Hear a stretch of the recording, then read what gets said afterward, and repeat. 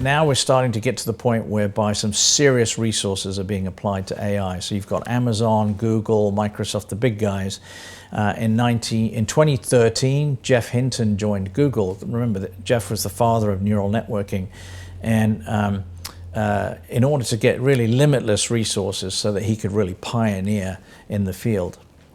And so the year after Jeff joined Google, they went and bought DeepMind and really pioneered this recursive learning, neural networking technology in the form of reinforcement learning, where they could look at the game Go and learn all the moves of Go and then actually beat the world champion in Go.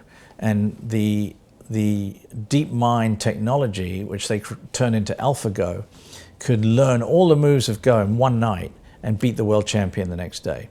So that was a really huge feat in terms of recursive and reinforcement learning. And that has now, more recently in 2020, that's been applied by a company called OpenAI to the entire body of knowledge in the internet.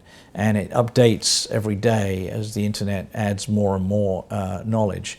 And so they created these things called LLMs, or large language models. And those large language models are sort of a different type of model from a historic machine learning model.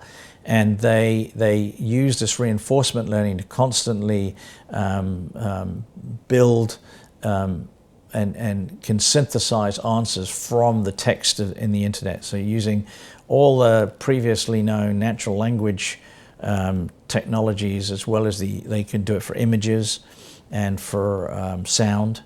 When it comes to computer vision, diffusion models and score-based generative models are mainly used for image denoising in painting, super resolution imaging, image generation, and video generation.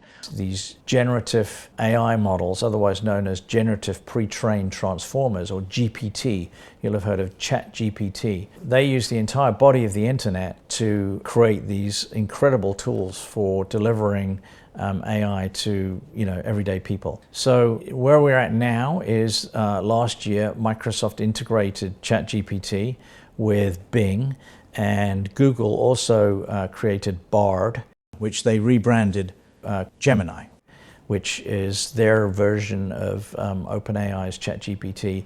And so millions and probably billions of people today are now starting to use AI in their everyday life, not only on their iPhones with Siri, but also when they search for things. And it could actually evolve into the next generation of search.